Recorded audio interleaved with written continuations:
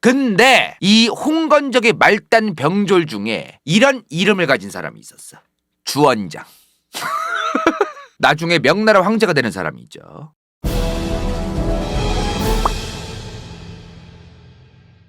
저번 시간에 원나라가 북으로 튀었다 해서 북튀원이라고 했어요. 원나라가 북쪽으로 튀어서 북원이 됐다. 그리고 고려에는 최영, 이성계, 정도전, 정몽주 이런 사람들이 등판해서 이제 별의별 일이 다 일어나고 있었다. 그러다가 이제 중국 대륙에는 명나라라는 나라까지 들어서게 되었다까지 말했었어요. 근데 명나라 세운 사람이 누구야?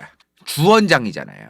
도대체 뭘 어떻게 했던 양반이길래 명나라를 세울 수 있었을까? 주원장의 정체가 뭘까? 원나라 말의 원나라 황제 와이프. 저번 시간에 같이 말했죠. 기왕후. 고려에서 공려로 명나라로 끌려갔다가 인생 갈아엎어진 사람이죠. 원나라에서 기왕후가 설치고 다니느라 원나라 개판되고 있었고, 동시에 원나라의 지방 관리들도 부패했고, 원나라의 고위 관료들도 부패했고, 원나라는 사방팔방에서 다 개판이었다. 이때 원나라의 지역 곳곳에서 기왕후가 또 사치 부리고 설치고 다닐 때 뭔 일이 있었냐면 세금. 원나라에서 가장 많은 세금을 내는 데가 어디였을까? 강남. 한국의 강남 말고 중국의 강남. 원나라의 세수의 원천이 어디였다? 강남이었다. 친구 따라 강남 간다는 속담이 있죠. 그 속담에 나오는 강남이 바로 여기예요. 현재의 장수성, 저장성, 상하이 있는데 요런 데를 말하는 게 바로 강남입니다. 한나라 신분제도 제가 저번에 말씀드렸죠. 황제가 있으면 그 다음 전체 인구의 1.5%밖에 차지 안 하는 몽골족이 최상이고, 한인, 고려인을 포함한 한인도 14%인데 한족이 무려 83%였다. 최하층민이었다. 원나라 말 되면은 가장 많은 반란 세력들이 누구였겠어? 당연히 한족이지. 원나라 때 한족들은 사실상 고위 관료까지 가지를 못했다고 말씀드렸어요. 그 쿼터, 강북이든 강남이든 과거 시험을 보는데 쿼터가 다른 거야. 강북에서는 100명 뽑는데 여기선 10명 뽑는 거예요. 인구가 강남이 제일 많은데 이 지랄하니까 야마가 돌겠어요? 안 돌겠어요? 당연히 돌지. 그러니까 한족들이 개 야마를 돌아가지고 반란 세력들을 만들고 이제 그랬던 거죠. 반란을 저지르려면 어찌됐든 그 전쟁을 수행하기 위한 돈이 필요하잖아요. 그 반란 세력들, 그 사람들이 돈을 어디서 얻어내고 있었을까? 양쯔강에서. 강남에서 배를 타고 여기까지 이동을 한 다음에 여기서 올라가거나 이런 식으로 세금을 내는, 원나라의 중앙조정까지 가는 세금을 내는 배들이 이 강을 따라 배를 타고 움직였어요. 원나라의 세금 바치는 그 배를 터는 거야. 하도 이거를 이 강남 쪽에 한족들 쿠데타 세력이 돈이고 뭐고 다 쌓아둔 그 배를 터는 거야. 이 양반들이 하도 조져대니까 원나라 중앙정부 재정이 실제로 탈탈탈 개털이 되어가는 거예요. 그러니까 당연히 원나라도 이제 군대를 보냈겠지, 강북에서 강남으로. 근데 이 군대들이 싸워보지도 못하고 그냥 둥둥 떠댕기는 배만 쳐다보는 거야. 어마무시한 대제국을 만들었던 몽골 제국도 물에서는 개털입니다. 이 양반들은 물에서 싸우는 방법을 몰라요. 실제로 1274년이랑 1281년에 원나라가 두 번 일본 정벌을 하려고 했어요. 고려를 전초기지 삼아서. 그래서 고려를 전초기지 삼아가지고 일본을 먹겠다면서 일본 정벌을 2번이나 하는데, 그때 지금의 일본 규슈 쪽으로 가요. 그럼 뻔하지 뭐. 여기서 이제 이렇게 간 거예요. 상륙하다가 뒤지고, 폭풍 왔는데 배 조절 못해서 뒤지고, 일본 정벌을 그래서 못해요. 양쯔강에서 배 둥둥 떠댕기는 원나라의 세금 실어 나르는 그 배를 약탈당하고 있어도, 수많은 한족 해적대들이 그 연병 난리를 치고 다 털고 있어도 원나라가 그걸 잘대로 못 막는 거예요. 물에서는 싸울 줄을 잘 몰랐으니까. 당시에 원나라 말쯤 되면은 도적대가 한둘이 아닌 거예요. 사방팔방이 도적대고 지들끼리도 싸우고 연병 난리였던 거야. 도적대들끼리도 싸우고 같은 한족들끼리도 싸우고, 원나라도 원나라 조정 내부에서도 개판이고, 그랬던 게 원나라 말이었던 겁니다. 원나라가 망하진 않았어. 아직 북원은 아니었던 거예요. 이때 이 원나라에서 한산동이라는 사람이 튀어나와요. 한산동, 한족이야. 이 사람이 근데 갑자기 사이비 종교 같은 소리를 해. 몽골의 지배에 맞서 싸울 당신들, 한족의 구세주가 바로 나다. 나는 과거 원나라가 개박살냈던 영광스러운 한족의 나라, 송나라의 황족이다. 그러면서 붉은 두건을 메고 한족의 나라 송나라를 다시 재건하자 이래요. 걔네가 누구냐면은 홍건적입니다. 이 홍건적, 아까 한산동리가 처음에 이제 만들었다는 그 홍건적이라는 그 도적대들의 모임 같은 거예요. 쿠데타 세력. 처음에는 도적대들도 많고 그랬는데 이제 국민들도 이제 한족들도 많이 이제 일반 백성들도 들어가가지고 세력이 이제 커지는 거죠. 근데 이 홍건적의 말단 병졸 중에 이런 이름을 가진 사람이 있었어. 주원장. 나중에 명나라 황제가 되는 사람이죠. 이 양반이 저 홍건적의 말단 졸병이었어요. 근데 이 주원장이가 뭐 그렇게 또 싸움을 잘했디야. 전투도 잘하고 공을 세웠는지 나중에 홍건적의 임원급까지 올라가요. 그러면서 1355년이 지나면서 사실상 요 강 지금 뭐야 이게? 이 라인 있어요 지금. 홍건적이 먹은 이 라인 보이세요 지금? 양쯔강이랑 딱 맞습니다 이거. 양쯔강을 중심으로 보급도 하고 이 강을 이용해가지고 계속해서 싸우는 거죠. 그러니까 강을 이용해가지고 홍건적이 이제 세력을 확 키워요. 그러면서 원나라가 점점 여기서 세력을 잃어가요. 여기가 지금 대부분 누가 살았어? 한족이 살았잖아요. 한족을 개차반 취급하던 원나라인데 홍건적이 이렇게 난리치면 강남에 살던 한족 주민들이 얘네를 지지하지 얘네를 지원하나? 근데 홍건적이 뭐 하던 애들요? 도적대도 많다 그랬죠. 홍건적 세력은 별의 별 사람이 다 들어가 있는 거야. 지주였던 사람, 도적이었던 사람, 별의별 세력들이 다 합해져 있는 거야. 하나의 우리의 한족의 국가를 재건하자 이거 하나로만 똘똘 뭉친 게 아니라는 거죠. 먹고 살기 힘들었던 어떤 한족 빈민들, 서민들, 백성들 그것뿐만 아니라 도적대들도 저기 다 모여 있었다는 거. 그래서 이 넓은 강남 지역을 먹자마자 지들끼리 싸웁니다. 왜? 도적대 출신이잖아. 내 땅이다 이 새끼야, 내 거다 이 새끼야, 꺼져 이 새끼야 하면서 지들끼리 싸워요. 얘네가 그리고 여기서 이 강남에서 세력을 키운 다음에 고려를 쳐들어옵니다. 얘네는 그냥 그런 거야. 우리 군대 개 많아졌어. 우리가 먹으면 우리 땅이다. 더 이상 무슨 질서도 없고 명분도 없고 그냥 도적대들 다 모아놓고 막 이러니까 지들끼리 힘세고 지들끼리 먹으면 내 땅이고 다 그런 거야 그냥. 어떤 국가를 건설하고 제국을 건설하고 나라를 운영할 생각이 아니라 그냥 해쳐먹을 생각밖에 없는 거야 나중 가서는. 도적대밖에 없으니까 저 안에 저 홍건적들의 우두머리들이 도적대 출신들이 대부분이었어요. 그러니까 이 양반들은 정치, 국민을 다스리고 국가를 통치하고 다른 주변 국가들과 외교 관계를 성립 이런 걸 일도 모르던 양반들인 거야. 그러니까 그냥 원나라가 아직 박살도 다 안 났는데 그냥 쳐들어가요. 먹으면 우리 땅인가 보다 하고. 먹어서도 그 자기들이 먹은 그 땅의 백성들이 자기들을 지지를 해줘야 되는 거죠. 그죠? 지지를 안 해주면 쿠데타가 또 일어날 수 있어요. 절대로 오래 못 가죠. 그래서 명분이 제일 중요한 거죠. 쿠데타는. 근데 갑분 쳐들어온 거예요. 4만 명 끌고 1359년 공민왕 때 쳐들어옵니다. 근데 얘네가 당시에 평양까지 먹어요. 잠시. 올해는 못 먹었는데 잠시 먹기는 먹었었어요. 그래서 공민왕이 실제로 안동까지 런해. 저때 잠깐 동안. 아무튼 근데 얘네 홍건적이 평양까지 이때 쳐 먹으러 왔다고 했어요. 그죠? 근데 이 1359년 전에 무슨 일이 있었죠? 요동정벌이 있었습니다. 고려에 1차 요동정벌이 있었어요. 얘네가 쳐들어오기 전에 만주를 통해서 얘네가 온단 말이에요. 홍건적이. 당시 상황을 그럼 뭐예요? 지금 정리하면은 원나라 조정 원나라 말에 개털되고서 이제 수많은 밀란과 함께 홍건적들이 설치고 있어서 원나라 전체가 개판이었는데 홍건적이 중원까지 나중 가서 이제 계속해서 먹으면서 올라가면서 고려까지 간 거예요. 고려는 당시 1차 요동정벌 이성계가 위화도 회군을 한 건 2차 요동정벌 때야. 2차. 그 전에 이 1차가 있었어. 1차.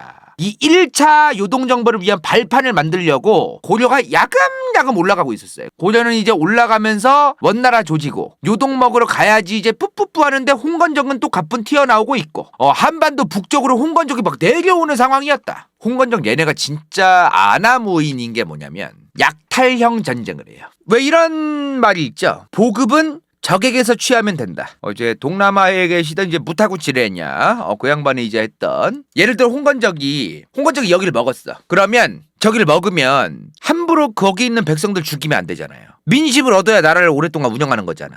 저 지역을 내가 영토를 얻었더라도 백성들이야 나 새로운 군주야 나를 따랐으면 좋겠어라고 해야지. 대뜸 가자마자 여기 내 땅 너네 다 내 거임 다 뒤지셈 이지랄하는 건 웃기는 짓이잖아. 홍건적은 그 짓을 해요. 도적대들이 우두머리였기 때문에 여기를 먹으면 민심을 얻으려고 안 하고 먹었으니까 내 땅! 이 금은보화 내 걸! 미지랄을 해 막. 근데 이때 누가 있다 그랬어? 주원장이 홍건적의 꽤 임원급이 됐다고 했죠. 수많은 다른 홍건적의 임원급들이 도적대처럼 저 짓거리를 하는데 주원장은 머리를 씁니다. 저 새끼들 저 병 그 짓 할 때 나는 정반대로 해야겠다.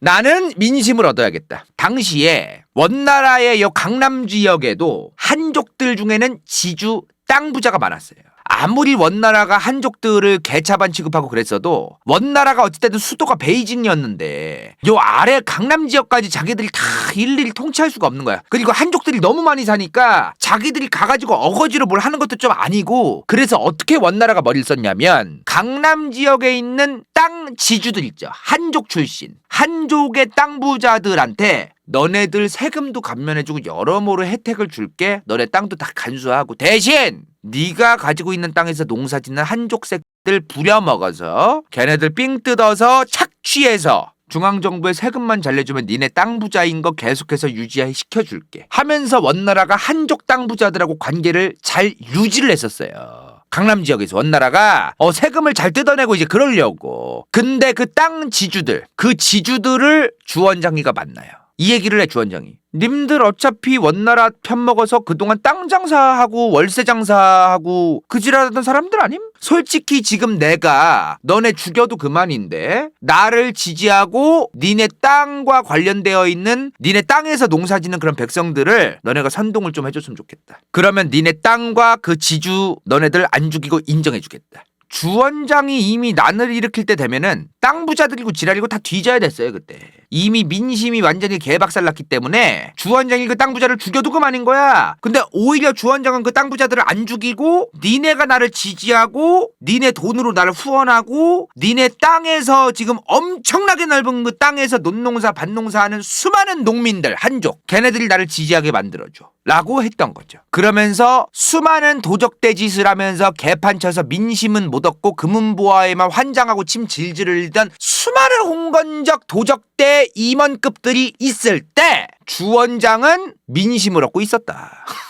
당시에 강남 쪽에 있던 땅 부자들, 대지주들 입장에서 딱 견적 보니까 다른 홍건적 임원 애들은 그냥 도적대야. 쟤네들한테 가가지고 뭐 싸바싸바 해봤자 그냥 모가지 썰리고 지 땅 다 뺏길 그런 각이야. 근데 주원장이는 지금 자기를 지지해주고 후원만 해주면은 땅도 보장해주고 기타 등등 막 그런 걸 보장해준대잖아. 그러면서 주원장이 공자 빨고 유교 빨면서 이제 나는 원나라가 그동안 개무시했던 유교를 너무나 좋아한다. 얼마나 그동안 우리 유학을 공부하고 유교를 공부했던 유생들, 한족님들 얼마나 고생이 많았느냐.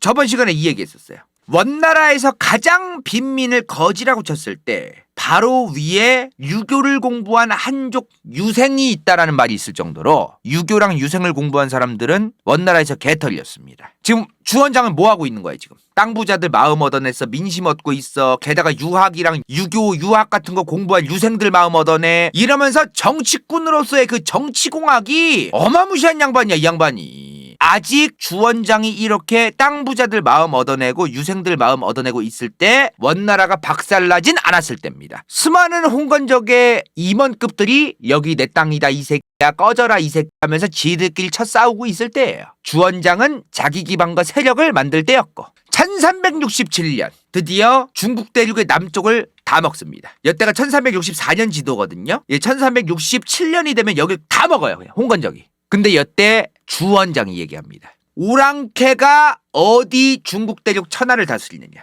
몽골 오랑캐 놈들이 우리 조상, 우리 위대한 한족의 조상분들이 쌓아온 유교의 도리, 질서를 그동안 무너뜨렸다. 이제나 주원장이가 저 오랑캐 새끼들을 몰아내고 몽골 그리고 생목인 이 두 새끼들 다 몰아내고 천자의 국가로서 유교를 숭상하는 국가로서 중원의 질서, 유교에서 말하는 인과 예를 행하며 만드는 질서를 회복하겠다. 이런 얘기를 해요. 그렇게 1368년 유교를 표방하고 유교 질서를 확립하겠다면서 오랑캐를 무찌르는 질서가 있는 유교 사상 그 자체의 국가라고 자칭하던 주원장의 명나라가 들어섭니다. 그렇게 1368년 유교를 표방하고 유교 질서를 확립하겠다면서 오랑캐를 무찌르는 질서가 있는 유교 사상 그 자체의 국가라고 자칭하던 주원장의 명나라가 들어섭니다. 저번에 원나라 편에서 제가 말씀드렸죠. 원나라는 유교를 공부한 애들이 공부를 백날해도 뽑아주지도 않고 한족이란 이유만으로 팽했다. 아무튼 이제 이런 거를 이제 180도 주원장이 바꾸죠. 유교를 공부한 유생들만 꼼꼼하게 골라가지고 나라의 관리를 앉힙니다. 왜? 유교를 공부한 애들이 많았으니까요. 이렇게 생각하면 안 돼. 아, 유교를 공부한 애들이 똑똑하고 얘네가 잘하고 얘네처럼 나라를 운영해야 좋은 거니까 얘네를 앉혔나가 아니라 유교라는 통치체제를 알고 있고 배운 애들이 원나라의 그 강남 쪽에 엄청나게 바글바글하게 많이 있었고 얘네들이 중심이 돼가지고 나라를 세워야 주원장을 지지할 세력도 있으면서 또 얘네도 어찌됐든 질서 좋아하는 애들이니까 질서정연하게 나라를 이제 세우려면 이런 어떤 이데올로기가 필요하거든요. 이념 같은 게, 사상 같은 거, 철학이나 그런 거로도 좋고 여러모로 좋아서 주원장도 그냥 갖다 쓴 거예요. 그렇지, 유교 배우면 황제만세 자동세 내지. 자, 이제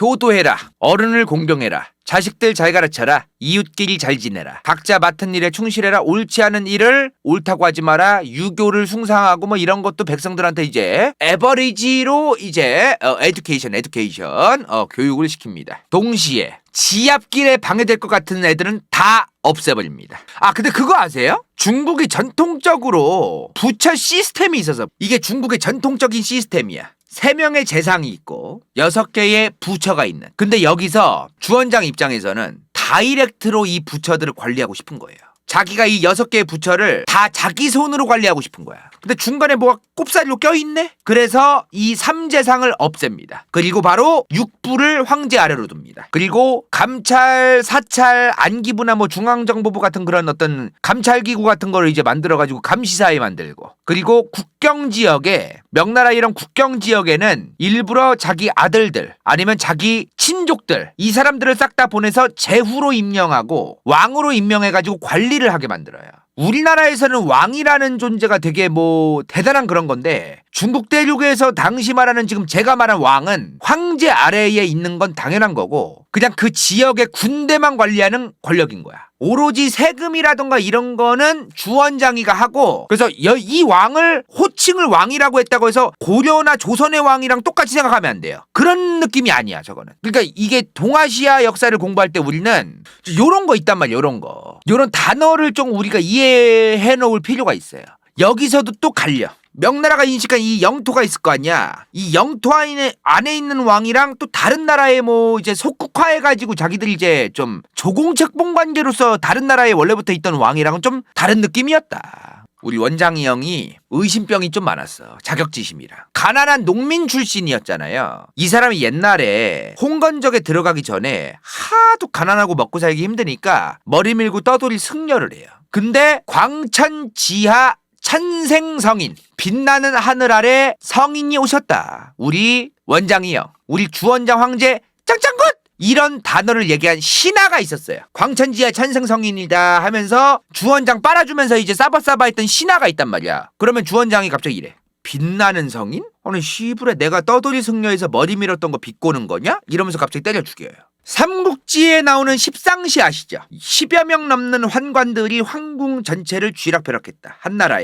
한나라의 조정을 쥐락펴락했던. 옛날에는 이게 십상시니까 뭔가 우리나라 사람들이 대부분 저 내시들이 왜 저렇게 설치지? 아니 환관이면 내시인데 환관하면 내시를 떠올려 자꾸. 태조왕건 보면 궁예한테 예 폐하 이제 이러는 환관들 나오죠. 그런 느낌이 아니에요. 옛날에는 환관이 어떤 느낌이냐면은 황제의 측근이자 사실상 오른팔 왼팔이었습니다. 이렇게 생각을 해야 돼요. 솔직히 황제가 내가 됐어. 내가 쿠데타를 일으켰거나 난을 일으킨 게 성공해서 황제가 됐어. 그럼 누굴 믿어? 얘네밖에 믿을 애가 없는 거예요. 그러니까 뭔가 외롭단 말이죠. 황제라는 자리가 되게 외로운 자리거든.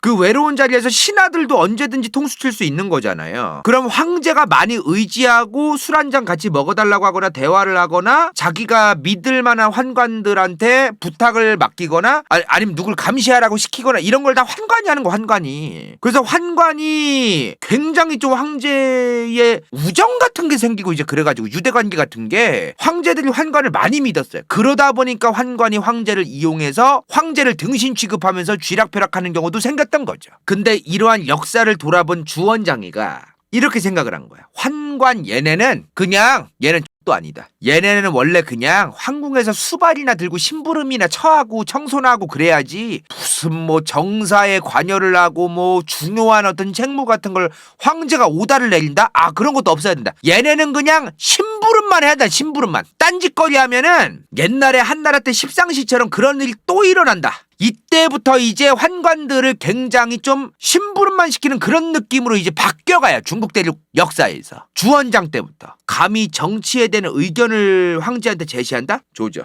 감히 황제한테 의견을 얘기하고 나랏일을 뭐 운영하는데 나한테 조언을 해? 조져. 환관이 글을 배우는 것도 문제다. 환관이 글을 배우지 못하게 금지하라. 물론 주원장은 자기랑 같이 명나라를 세운 개국공신들도 주원장은 안 믿었어요. 지만 믿는 거야, 지만. 그래서 환관을 처음에 주원장이 명나라 처음 세웠을 때 2년 차에 100명밖에 안 뽑아요. 근데 15년 차 됐을 때 361명까지 늘립니다. 주원장도 느낀 거지. 아무도 믿을 인간이 없는데 과거 역사만 돌아보고 환관들이 문제를 많이 일으켰으니까 환관들을 다 쳐내긴 했는데 외로운 거야. 자기 편으로 쓸 사람이 환관밖에 없구나 하면서 주원장도 결국에는 환관을 늘려요. 그러다가 이제 주원장이 늙어 죽습니다. 근데 당시에 주원장의 첫째 아들이 일찍 죽어요. 그래서 주원장의 손자가 22살에 황제가 됩니다. 주원장 죽고 나서. 건문제라는 칭호로 이제 황제가 돼요. 근데 얘 쿠데타 일어나서 죽어요. 왜 죽었게? 주원장의 손자 건문제가 왜 죽었을까요? 환관이 쿠데타 일으켜서. 환관들이 쿠데타를 일으킨 세력들하고 손을 잡고 건문제의 통수를 칩니다. 그렇게 명나라 수도가 남경이었어요. 난징. 그 난징까지 함락됩니다. 당시 쿠데타 일으킨 사람이 누구였을까? 주원장의 넷째 아들. 바로 영락제입니다. 그 건문제의 작은 아빠였던 영락제가 쿠데타를 일으켰던 거죠. 이 양반도 관상 개쩔어. 자, 영락제. 이 양반이 명나라의 영토를 엄청나게 확장시킨 사람이긴 해요. 요영토 있죠? 요영토. 요 영토만큼을 확정적으로 만들어가고 더 넓혀갔던 인물이 바로 영락제입니다. 그리고 1421년 수도를 베이징으로 옮깁니다. 근데 저번에 한번 말했죠. 중국 대륙 역사에서 우리 위대한 한족의 국가 하면서 대놓고 떠들어대면서 대륙을 통일했던 나라는 명나라밖에 없다.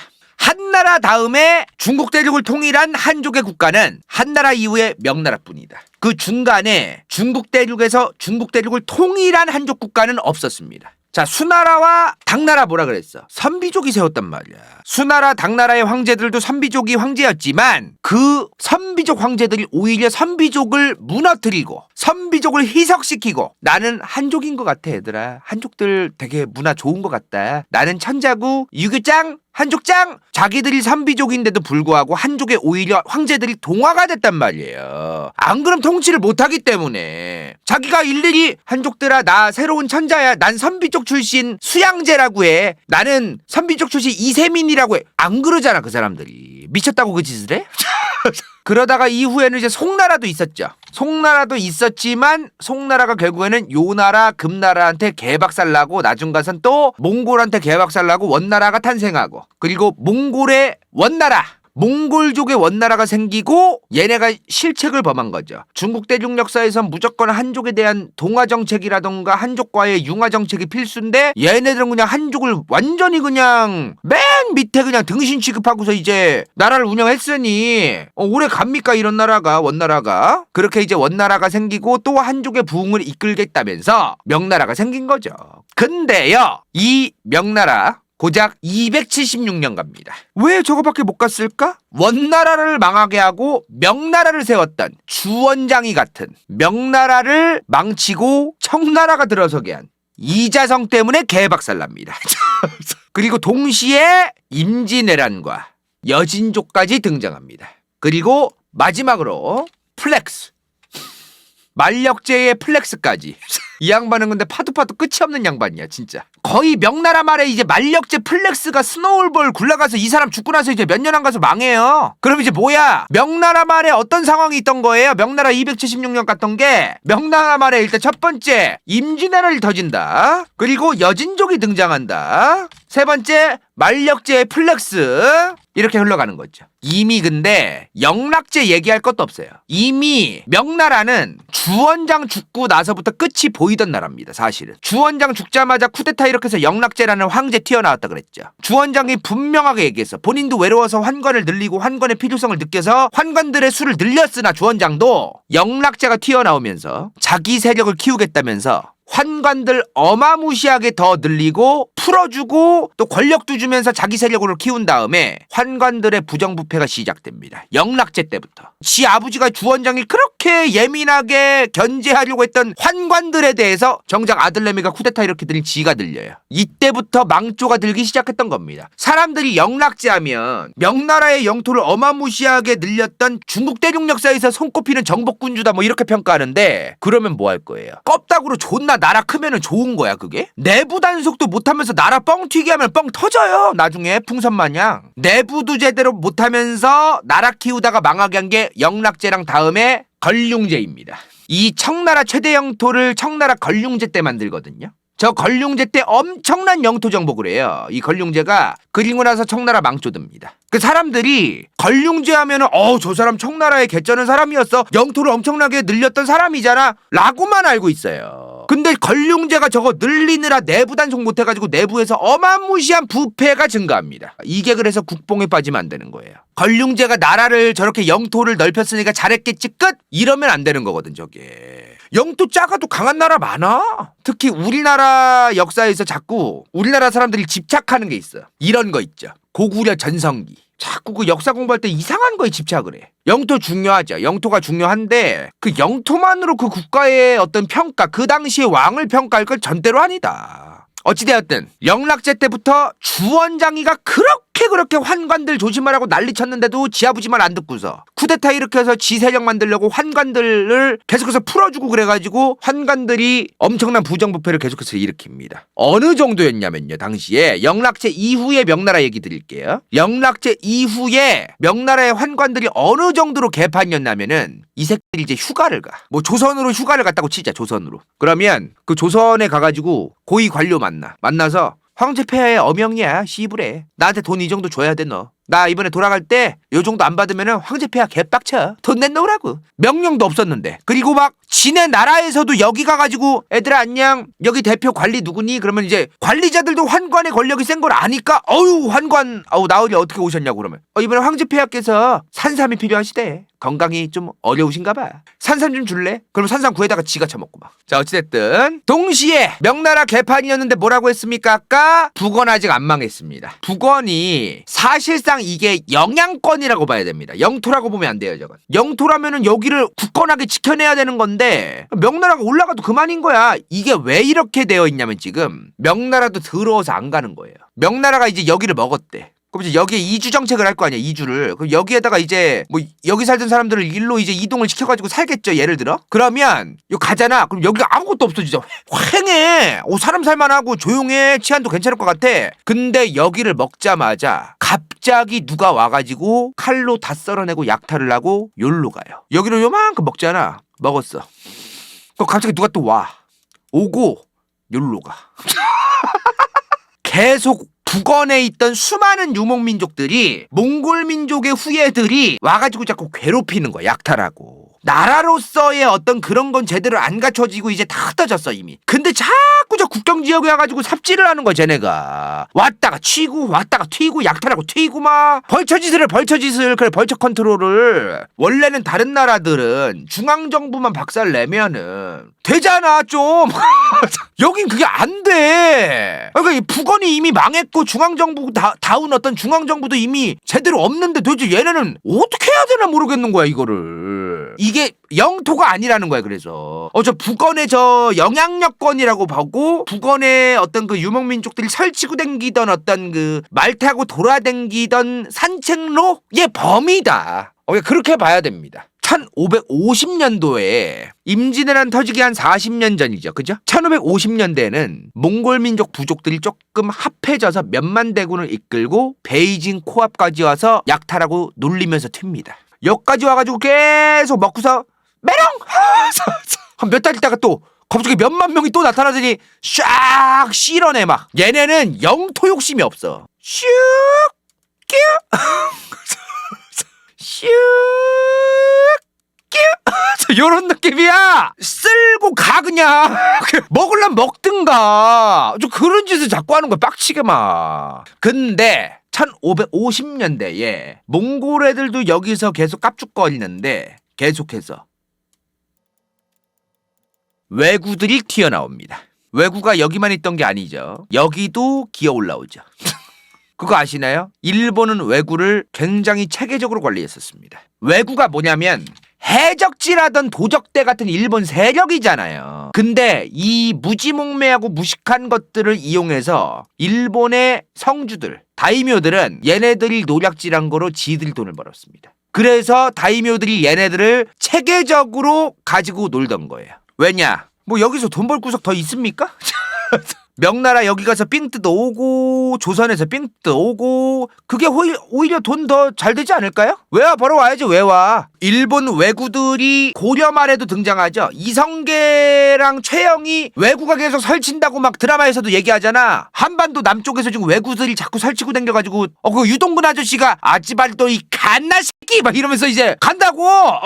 알잖아. 아지발도 같은 애들 막 왜구들. 그거 아시죠? 일본의 전국시대. 이게 일본의 전국시대 지도입니다. 1467년에서 1573년까지를 일본의 전국시대라고 중론으로 봐요. 뭐 사람마다 얘기가 조금씩 다르다는 얘기죠. 이 시대가 한 100년 정도인데 근데요 이 전국시대가 시작하기 전에도 전국시대였어요. 여기는 도요토미 히데요시 죽고 나서 이제 도쿠가와 이에야스를 시작으로 메이지유신까지 갔던 그 평화로운 시기 그게 에도 막부잖아요. 그 에도 막부 전에도 뭐 무로마치 뭐 막부도 있고 뭐 이 막부가 여러 개 있었어요. 근데 그때도 지들끼리 통수 존나 치고 쪼개지고 또 싸우고 난리가 있어서 가마쿠라까지도. 그래서 굳이 얘기하자면 이때 전국시대라고 하지만 그때나 이때나 별 차이는 없다. 자 어찌됐든 이 일본의 전국시대가 뭐냐면요 짜잘하게 다 쪼개져서 일본판 춘추 전국시대다 해서 전국시대입니다. 이 전국시대 시작되기 전에 두 가지 정도의 역사적 막부가 있었어요. 뭐가 있었냐면 그냥 외우지 마세요. 일본의 전국시대는 1400년대 중반부터 1500년대 중후반이구나. 그 다음 임진왜란이 일어나래. 그럼 이 사이에 뭐가 있어야 돼? 오다 노부나가랑 도요토미 히데요시가 나와야겠죠. 얘네가 뭘 해서 이 전국시대가 끝나서 임진왜란이 됐구나. 임진왜란을 일으켰구나. 요게 이제 딱 정리가 되죠. 전국시대 전에 가마쿠라랑 무로마치 막부라는 막부가 있었어. 대충 요 순서예요. 요 순서. 얘네 둘이 언제냐면 1100부터 1500년대야. 요 정도로 생각하시면 돼요. 얘네 둘을. 이때부터 이 전국시대가 본격적으로 시작되었다고 얘기하기 전이었던 이 가마쿠라 무로마치 때부터도 이미 일본 섬에 있던 수많은 세력들이 찢어지고 연병 난리를 치고 쿠데타를 일으키고 막 그럴 때예요. 가마쿠라 막부, 무로마치 막부 저 1100에서 1500년대 사이를 거치면서 계속해서 찢어져 가고 있다가 거의 그냥 피크라서 이때를 전국시대라고 하는 겁니다. 나라가 계속해서 찢어진다는 건 뭐예요? 전쟁이 끊이질 않는다는 거죠. 나라에서 계속해서 저 섬에 있으면서 전쟁이 끊이질 않으면 무슨 일이 일어날까요? 세력 다툼과 숙청 오브 숙청이 계속해서 일어난단 말이에요. 자, 근데 여러분이 이제 원래 가 원래 지배하고 있던 여기에 오토모 소린이 튀어나왔어. 그래서 이제 간다 아래에 있던 애들이 숙청 대상이야. 여러분들 이제 숙청 당하실 거예요? 뒤질 바엔 해적되는 게 낫죠. 루피 되는 겁니다. 루피. 숙청 당할 바에는 루피 되는 게 낫다. 다이묘가 이제 일본의 어떤 제후? 성주? 이 범위를 이제 해먹는 애. 거기 짱 먹은 애를 다이묘라고 하는 거예요. 자기들의 사약선, 해적선들의 세력들을 일부러 만들어요. 아까도 말했지만. 그래서 그 해적들한테 얘들아 해적질 좀 해서 물건 좀 가져와 이지랄해. 그 지랄 하던 게 딱 고려 말 1300에서 1500년대 오지게 설쳐대던 때였던 겁니다. 아까 뭐라고 했어요? 이 일본 전국시대가 열리기 전부터 이미 계속해서 쪼개지고 있었다 그랬죠. 그 쪼개지는 과정에서 이 가마쿠라 막부, 무로마치 막부 때 있었던 다이묘들이 어마무시한 계획적이고 설계가 되어 있는 사약선, 해적선들을 세력을 만듭니다. 그래서 1300, 1400, 1500년대 내내 외구색들이 자꾸 설치됐던 거예요. 고려 말부터 명나라 때까지 막. 당시 명나라는 뭐예요 지금? 북원에서 아까 얘기한 그 벌처 컨트롤하던 북원의 수많은 몽골 유목 민족들 그리고 바다에서 벌처 컨트롤하던 일본의 왜구들까지 개빡치는 상황이었던 거죠. 그러다가 결국 1592년 임진왜란이 일어납니다.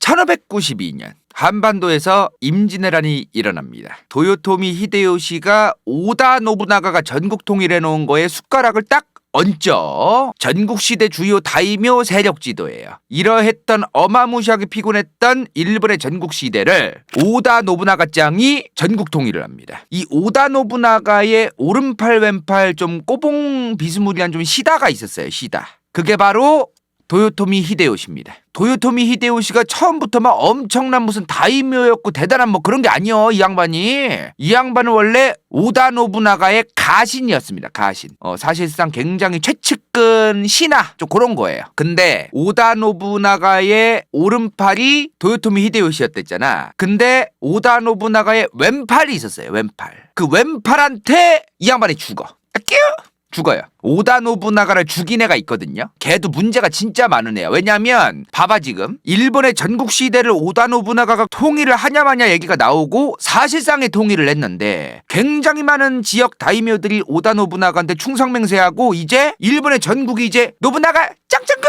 이러고 있었단 말이에요. 근데 오다 노부나가를 죽였어. 오다 노부나가의 왼팔이. 그럼 지가 짱 먹는 거예요? 아니잖아. 그리고 나서 등신이 오다 노부나가 죽이더니 도요토미 히데요시한테 3일 천하로 뒤집니다. 뭐야 지금 과정이. 오다 노부나가가 일본의 전국 시대를 이제 통일을 거의 다 했는데 오다 노부나가의 왼팔이 오다 노부나가를 죽였다. 근데 그 왼팔 새끼도 3일 만에 오른팔이었던 도요토미 히데요시한테 뒤졌다.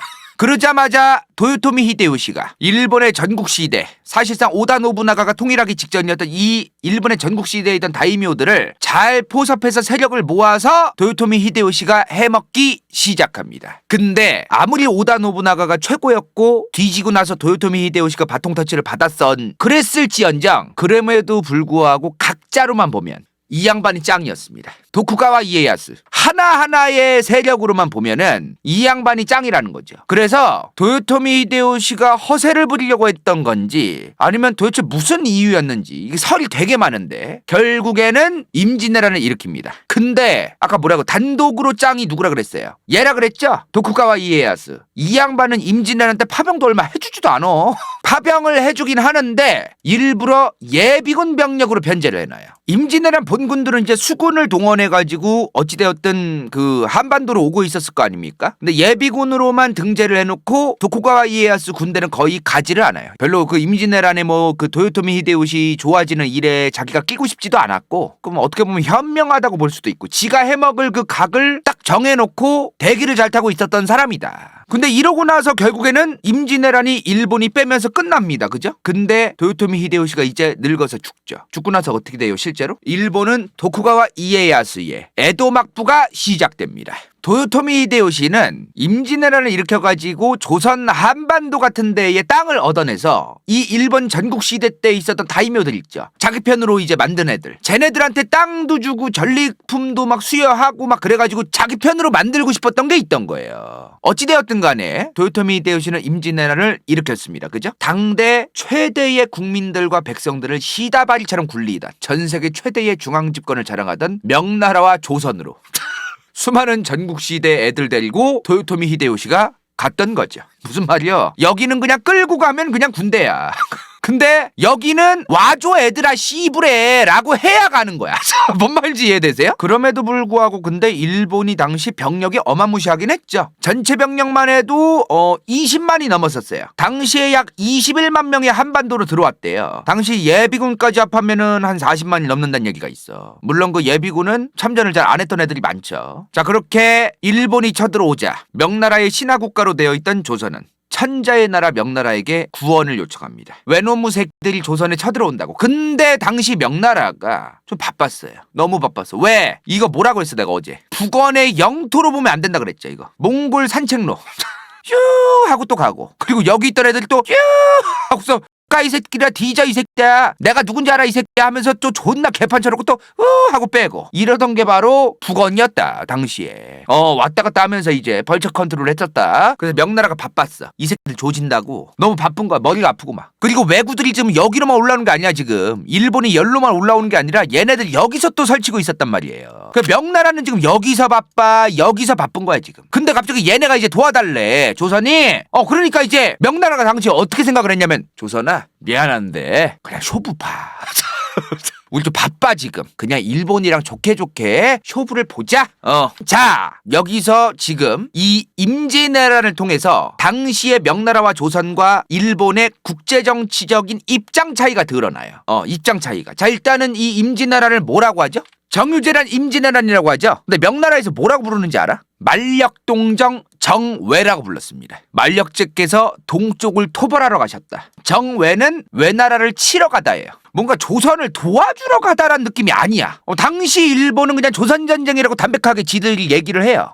임진왜란 중에 ING 때 이렇게 불렀다는 게 아니라 임진왜란이 끝난 다음에 이렇게 불렀다는 거예요. 지금 임진왜란의 결과가 뭡니까? 승자가 없죠. 뭔가 뭐 조선이 이겼나?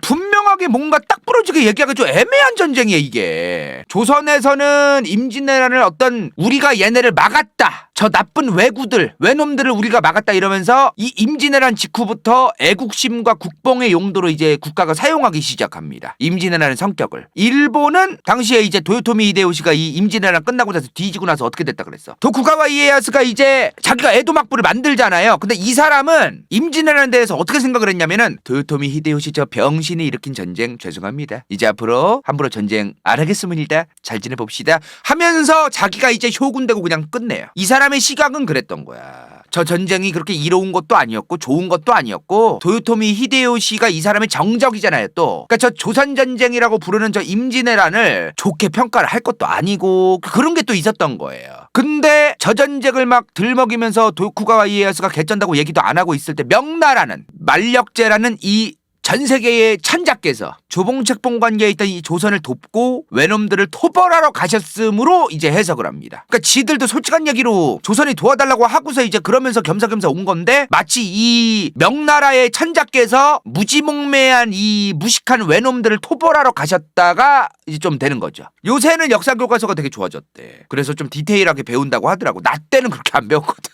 나 때는 그렇게 안 배웠단 말이야. 디테일하게. 뭘 배워? 임진왜란 이후의 동아시아, 임진왜란 이후의 격변, 요거를 우린 배워야 되거든요. 제일 중요해. 임진왜란도 뭐 중요한 사건이긴 한데 그 이후에 또 어떠한 일들이 펼쳐지는가를 우린 알아야 된단 말이야. 임진왜란은 당시 동북아시아의 국제정세를 완전히 180도 바꾼 사건입니다. 그래서 굉장히 중요한 국제정치적 사건이에요. 과거의 국제정치적 사건. 자, 일단 임진왜란 얘기는 잠깐 뒤로 한 채 조선 초기 얘기를 할게요. 조선 초기에 이성계, 이방원 딱 이렇게 갈 때 요 당시에 조선과 명나라의 관계가 뭐였을까요? 동아시아만의 특수한 외교 관계라고 얘기할 수 있을 정도로 그냥 명나라 같은데 형님 하면서 좀 기자? 어쩔 수 없지. 저 새끼 존나 센데 어쩌겠니? 요런 느낌이 있었어요. 실제로. 근데 임진왜란 이후에 숭명으로 아예 사회 분위기가 바뀝니다.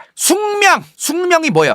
숭상한다 이 말이요. 숭상. 명나라를 숭상한다는 얘기요. 임진왜란을 저 천자의 나라 대국이었던 명나라께서 도와주셔가지고 저 명나라 덕분에 우리가 막았다. 이순신과 그런 위인들을 조선시대 때 굉장히 좋은 사람들이라고 평가를 했지만 어떤 느낌이냐면은 이순신 장군이나 곽재우나 굉장히 참 잘하셨잖아요. 다들 열심히 싸워주셨고. 근데 명나라로 딱 덮이는 느낌? 이제 수많은 유교 빨아제끼던 조선의 수많은 관료들이 명나라와 실리적인 외교와 동아시아만의 특수한 외교 관계로서 가자는 게 아니라 명나라를 숭상하고 숭배하자는 숭명으로 갑니다. 제가 그래서 동아시아만의 특수한 외교 관계를 개 씹쌉소리라고 이미 한 3, 4년 전부터 얘기해 온 거예요. 절대로 조선이란 사회를 공부를 하다 보면 그 동아시아만의 특수한 외교 관계만으로만 평가해서는 안 되는 게 너무나 많다. 당시에 조선과 명나라가 그렇게 빨고 빨던 유교가 뭐야? 황제는 황제답게, 신하는 신하답게, 천민은 천민답게, 평민은 평민답게. 여기서 끝나면 안 돼. 이렇게 답게 하다 보면 세상의 질서가 잡힌다. 이게 유교예요. 근데 그게 눈에 보인 거야. 우리가 신하 국가로서 명나라를 섬겼더니 진짜 임진왜란을 막은 게 된 거야. 진짜. 그러니까 숭명으로 가는 겁니다. 그러니까 그 당시 숭명으로 갔던 이유가 그렇다는 거야. 그래서 한 가지 학문반 빨아제 끼면은 저런 병크가 터지는 겁니다. 여러 가지 학문과 여러 가지 학문을 또 만들어내는 것도 필요한 거잖아요. 세상을 못 읽어요. 세상을 자기들이 원래 배워온 방식대로만 보려고 해요. 딱 하나로만. 자, 결국에 이제 명나라가 망해가고 청나라 여진 들어서는 시대로 돌아가는데 결국에는 이제 저 눈알로만 세상 보다가 남한산성 나와서 왕 머가리 이제 찢어지게 절을 하게 되죠. 자, 당시 임진왜란 때의 명나라 황제가 만력제입니다. 만력제 때 하필이면 명나라 역사상 엄청 큰 전쟁이 3번 일어나요. 임진왜란이 1592년 5월부터 시작되거든요. 근데 이미 명나라는 저 임진왜란에 안중이 없어. 1592년 5월에 임진왜란을 터지는데 그 전에 명나라 장군과 몽골족들이 규합한 반란이 일어납니다. 이게 10월에 가서 종식돼요. 그러니까 명나라가 처음에 조선이 빨리 도와주려 해도 못 간 거지. 이게 이제 정리가 될 쯤 이제 임진왜란을 도와주러 가죠. 근데 임진왜란이 1598년에 끝나죠. 임진왜란이 아직 안 끝났었던 1597년 양응룡의 난이 일어납니다. 명나라도 당시 피곤한 일들이 많았었다는 거죠. 근데 그거 아세요? 만력제가 명나라 역대 황제들 중에 황제 재위 기간이 가장 긴 황제입니다. 근데 가장 일도 안 한 황제입니다. 밥 처먹고 똥 싸고 잠만 자고 일을 안 해, 얘. 일을. 명나라를 망하게 한 장본인이다. 이렇게 좀 평가받는 좀 그런 인물이야, 이 사람들이. 지 몸 아프다는 핑계로 30년 동안 직무 수행을 거부한 황제입니다. 근데 이게 여러 가지 설들이 많아요. 진짜로 자기가 몸이 안 좋았을 가능성도 있다. 이렇게 얘기하는 학자들도 있는데 그러진 않았을 것 같아요, 제 생각에는. 이 양반이 뭐 여자 만나고 뭐 하고 이제 그랬던 기록들 찾아보면은 몸뚱아리가 아팠는데 저렇게 놀고 댕긴다고? 그것도 좀 아닐 것 같아가지고 아무튼 간에 어찌되었든 일 더럽게 안 해가지고 왜 그 태종 이방원 같은 것도 보면은 정몽주 같은 사람이 그 왕 궁궐 앞에서 이제 전하 통촉하여 주시옵소서 뭐 이러잖아요. 제발 일 좀 해주시옵소서 하면서 단식하면서 황제 궁 앞에서 이제 신하들이 절하면서 일 좀 해달라고 만력제한테 신하들이 난리였대. 근데도 왜 쿠데타가 안 일어났을까요? 유교 국가였으니까. 유교라는 게 맨 처음에 생길 때부터 국민을 위해 생긴 것도 있기는 있어요. 질서를 위해서 생긴 것도 맞아요. 공자께서 처음에 말하고 맹자가 이제 또 바꿔가지고 말하고 그런 게 정말 국민들과 세상의 어떤 그 전쟁들이 춘추전국 시대 때 빨리 끝나기를 바라는 마음에서 썼던 건 맞아요. 나중 가선 아니죠. 가면 갈수록 유교는 왕과 황제를 위해 변해갑니다. 신하는 신하다워야 되고 황제가 일을 못하는 것도 신하의 잘못이고 지금 유교를 빠는 사람들이 항상 주장하는 게 뭐냐면은 유교는 내용이 그런 게 아니래. 나도 알아. 유교가 실제로는 그렇지 않은 걸 나도 아는데 그러면 뭐 할 거냐고. 유교를 쓴 인간들 중에 쓴 정권들 중에 동북아시아 역사에서 정말로 애민정신을 가지고 유교를 사용한 인간들이 얼마나 됩니까? 거의 없죠. 명나라가 이제 아까 말한 임진왜란 중간에 있었던 큰 전쟁 3번, 그 3번의 전쟁으로 명나라 국가예산 전체에 몇 년치를 날렸다는 얘기가 있을 정도였습니다. 만력제 이 양반 지 살아있을 때 지 죽고 나서 들어갈 무덤 건설에만 800만 냥을 씁니다. 명나라 정부 중앙 황실의 중앙 예산이 1년 예산이 당시 400만 냥이었습니다. 지금 대한민국 1년 예산이 2022년 예산안이 604조거든요. 그거 더블 지 무덤 만드는 데 썼다고 생각해 보세요. 이 양반은 문제가 많은 양반이야. 지 아들 딸 결혼할 때 결혼했으니까 축하해 하면서 1000만 냥 쓰고 정신이 나갔어, 이 양반은. 근데요, 당시 만력제가 살아 숨쉴 때 저쪽 여진족들이 있었습니다. 이미 진작부터 이 여진족은 명나라랑 조공책봉 관계를 맺고 있었어요. 근데 방법이 좀 특이해. 조공권을 나눠줘요. 조공권을 나눠준다? 이게 뭔 말일까? 황제가 니네 나한테 조공 바쳐, 이건 맞는데 예를 들어 이런 거야. 여기에 부족이 한 10개가 있어. 근데 이 세 부족이 짝 먹었어. 그러면 너네 셋이서 뭉쳐서 만든 그 세력이 조공을 또 나한테 바치도록 해. 여진족들한테 좀 그렇게 했었다는 거죠. 그럼 당시 여진족들이 여러 갈래로 파가 나뉘어져 있었다는 걸 우리는 이해할 수 있죠. 당시 건주여진, 해사여진, 야인여진 이렇게 3개로 나뉘어져 있었다는 거. 근데 건주여진은 어떤 그 세력이 건주여진 전체를 통합시키고 짝 먹고 있었어. 걔가 누군지 아세요? 바로 누르하치입니다. 나중에 청나라 1대 황제가 되죠. 건주 여진 하나를 근데 누르하치가 짝 먹었다고 해서 뭐 이 사람이 뭐 청나라를 바로 세울 수 있고 그런 건 아니죠. 해서 여진, 야인 여진 같은 세력들도 있었으니까 아무리 임진왜란을 겪었고 3번의 난이 있었고 그랬어도 아무리 그래도 명나라가 멀쩡히 있었고 또 조선도 멀쩡히 있었고 또 다른 해서 여진, 야인 여진도 있었는데 누르하치가 건주 여진 하나를 통합했다고 해서 무슨 나라를 세울 건 좀 에바세바 드록바 아닌가? 그거 아세요? 저 학교 다닐 때는 한 번도 들어본 적 없는 얘기예요, 이거. 요즘은 배우는지 모르겠네. 누르하치가 건주여진을 먹었다 그랬어요. 임진왜란이 일어나니까 건주여진의 누르하치가 얘기를 해. 우리 또 명나라와 조선님들 저희가 도와드릴게요. 또 왜구들하고 싸우느라 힘드시죠? 저희가 원병을 보내드릴게요 하는데 조선이 오랑캐 새끼들 어디 니까지 것들이 여기에 참견을 하려고 하냐. 꺼지라 그래요. 당시에 조선이랑 여진족의 사이도 더러웠어요. 그냥 오랑캐란 이유만으로만 오지 말라고 한 건 아니야. 세종 때부터 여진이랑 계속 티격태격하죠. 그래가지고 사이가 이미 더러웠어. 누르하치가 도와주고 싶었는데도 못 도와줘요. 근데 만약에 얘네가 엄청나게 많은 병력을 끌고 와서 여기 가가지고 뒤져졌으면 청나라가 없었을지도 모르죠. 물론 결과론적인 얘기입니다. 또 이런 얘기하면 우리나라 사람들 예민하다고, 이런 결과론 얘기 잘못하면은 너무 과몰입한다고. 자, 어찌됐든 누르하치는 이제 임진왜란 때 원병을 안 보내고 짜져 있었습니다. 자, 이렇게 여진이 여러 개가 있었댔어요. 자, 이 여러 개의 여진들이 이제 통합이 됩니다. 그리고 후금이 탄생합니다. 당연히 후금의 왕은 누르하치죠. 1616년 후금 금나라가 건국돼요. 근데 이걸 후금이라고 하는 거야. 왜냐면 송나라 때 금나라가 있잖아. 얘네도 금나라야. 헷갈리잖아.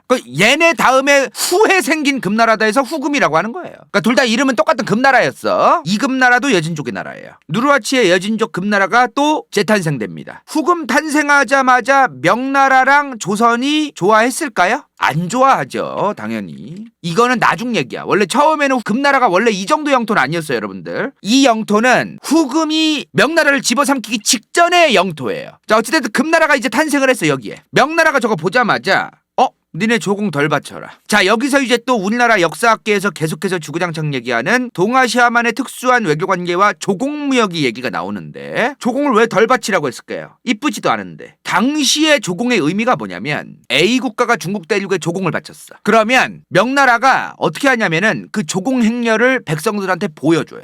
행렬이 이렇게 있을 거 아니야, 길이. 그럼 백성들이 우르르 이제 봐, 이제 그거를. 행렬이 이렇게 와요. 이제 명나라 황궁릉으로 가는 길이야. 그럼 이제 백성들이 와, 역시 우리 천자 황제한테 저 싸다 바치러 이제 쟤네들 오네, 이런 소문이 막 돈단 말이야. 그리고 얘네가 이제 갈 때 더 많아. 와, 우리 천자께서 쟤네들 이제 오랑캐 새끼들 저 무지몽매한 것들 불쌍하다고 또 엄청나게 많이 내려주셨나 보네. 이거를 보여주기 위한 언론 플레이가 일단은 있었어요, 첫 번째로. 둘째론 이렇게 조공무역에 혜택을 줌으로써 개기지 말라는 것도 있었습니다. 이제 두 가지의 이유가 있었던 거예요. 그래서 저건 조공무역 이라고만 평가하면 절대로 안 됩니다. 그 단어가 되게 이상한 단어예요. 조공무역은 무슨 조공무역이야. 이 두 가지가 같이 담겨 있는 건데 어떻게 조공무역이라고 단어를 만듭니까? 이득을 봤을지언정 말을 그렇게 하면 안 되죠. 자, 어찌됐든 그래서 금나라한테 명나라가 조공을 덜 바치라고 얘기한 거죠. 바친 만큼 많이 주는 거니까, 바친 거를 덜 바치면 덜 줘도 되는 거니까. 명나라의 어떤 그 당시의 관료들은 여진족의 누르하치를 너무 단순하게 생각했던 거예요. 어차피 얘네는 오랑캐들이라서 지식도 부족하기 때문에 얘네는 농사도 제대로 지을 줄 모르고 항상 바치던 그 조공을 얘네가 바친 거에 따따블로 식량이고 뭐고 우리가 보내주던 거, 그거 아니면 얘네는 개박살 날 거다. 얘네들의 경제의 대부분을 우리 명나라가 주던 조공에 의지를 하고 있었기 때문에 얘네는 자멸을 할 것이다라고 본 거예요.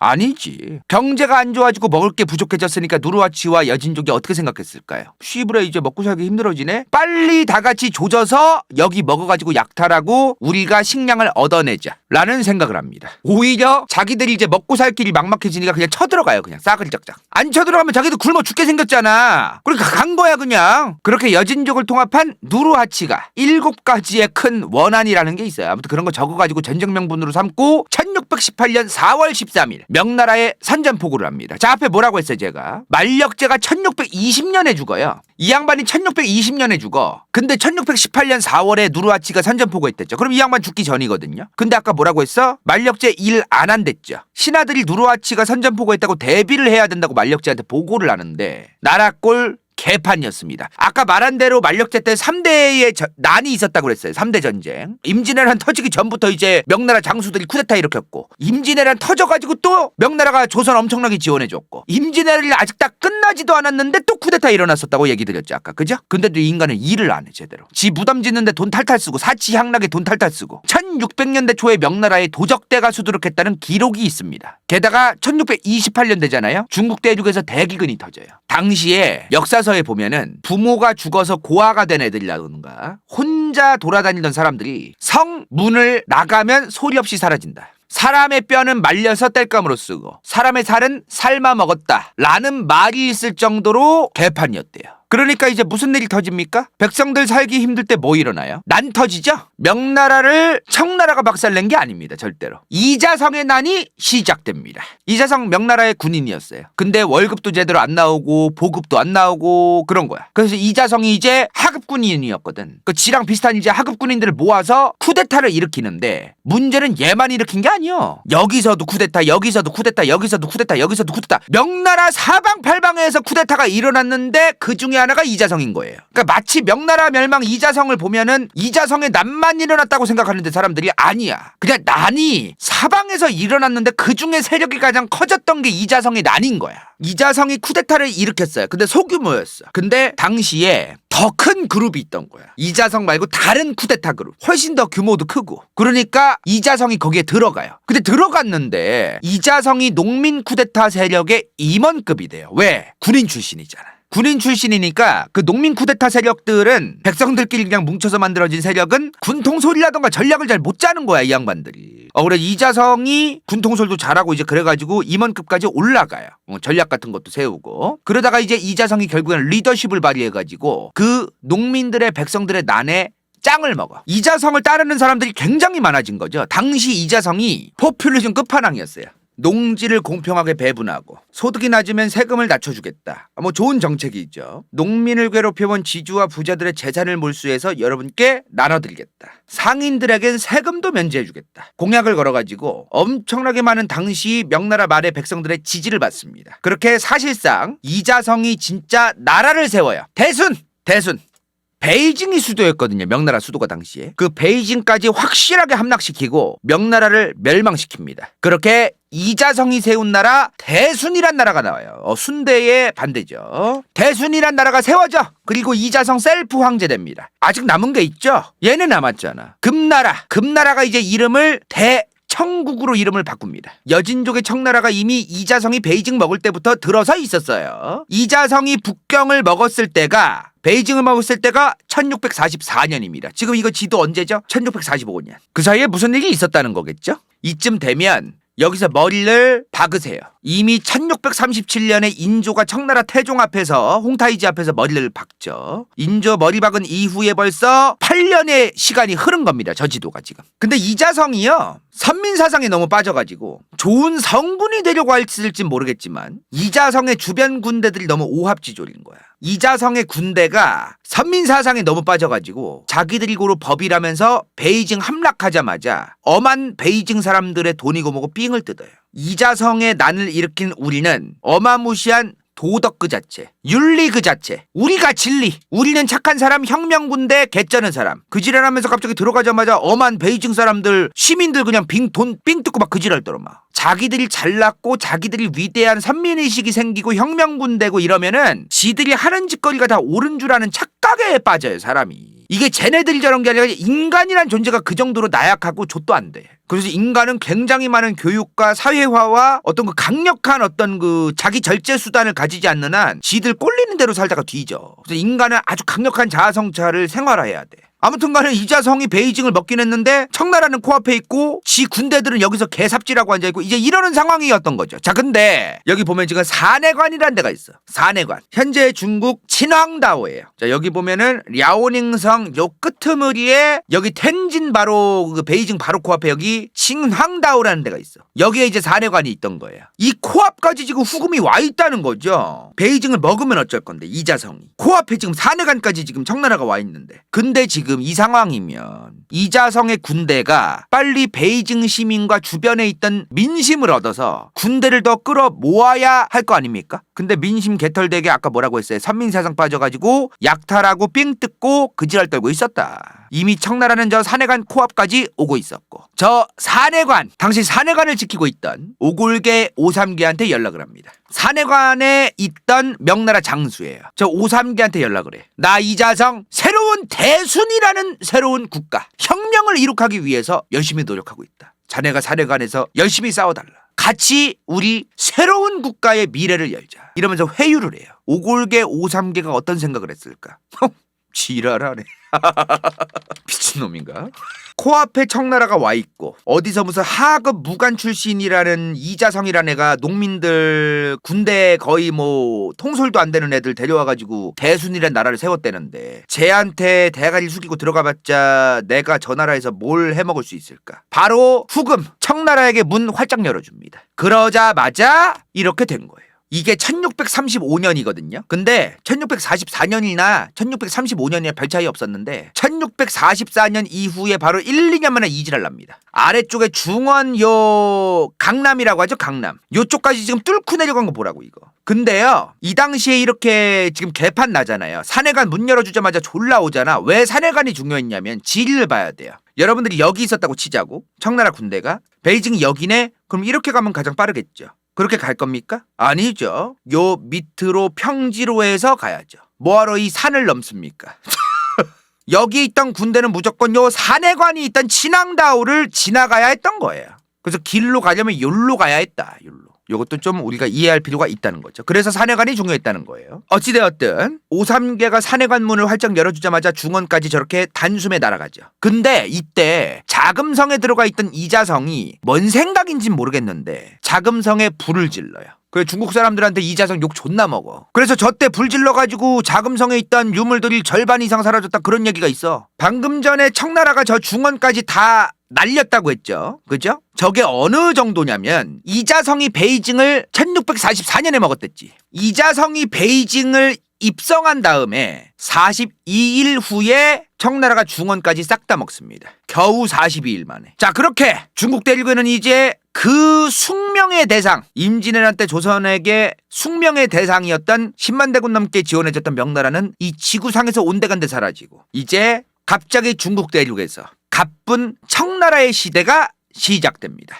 청나라의 시대. 조선은 눈치 없이 새삼 못 읽고 오랑캐 새끼들 욕만 하다가 결국 남한산성으로 튀었다가 인조가 머리 받고, 그 다음에는 중국 대륙에 청나라가 세워집니다. 그리고 지도를 요거 보여주면 안 되겠다. 요 시점에서 그 유명한 광해의 중립 외교 얘기가 나오는 겁니다. 조선은 눈치 없이 새삼 못 읽고 오랑캐 새끼들 욕만 하다가 결국 남한산성으로 튀었다가 인조가 머리 받고, 그 다음에는 중국 대륙에 청나라가 세워집니다. 그리고 지도를 요거 보여주면 안 되겠다. 요 시점에서 그 유명한 광해의 중립 외교 얘기가 나오는 겁니다. 1618년에 누르하치가 명나라에 선전포고를 했다고 했습니다. 이때 명나라 만력제가 개 등신짓하고 있었어도, 처자빠져 자고 있었어도 명나라의 신하들은 다 빠가가 아니었어. 그래서 10만 군대를 동원하고 누르하치하고 맞서 싸워요. 근데 이때 조선한테 도와달라 그래요. 임진왜란 때 우리가 10만 군대 이상을 도와줬는데 인간적으로 이 오랑캐 새끼들 쳐들어온다는데 니네 도와주는 게 도리 아니니? 인간적으로? 임진왜란 끝나고 개죽 쓰고 조선도 힘들어 죽겠는데 또 도와달래. 또 전쟁이야, 또 전쟁! 누르하치는 아까 말한 것처럼 임진왜란 때 도와준다고 해도 명나라 조선이 거부해서 지들끼리 힘을 무럭무럭 잘 키우고 있었죠. 힘을 잘 키우고 나서 이제 명나라에게 선전포고까지 한 거죠. 이때 조선도 무리를 해서 13,000명을 명나라에 보내줍니다. 총사령관 강옥립. 당시에 13,000명을 보냈다는 건 조선 입장에서 진짜 많이 보낸 거예요. 1619년에 이제 드디어 누르하치 여진족이 싸웁니다. 이거는요, 누르하치가 쳐들어온 걸 명나라 조선이 같이 막은 게 아니에요. 누르하치가 가만히 있던 곳으로 명나라 조선이 간 겁니다.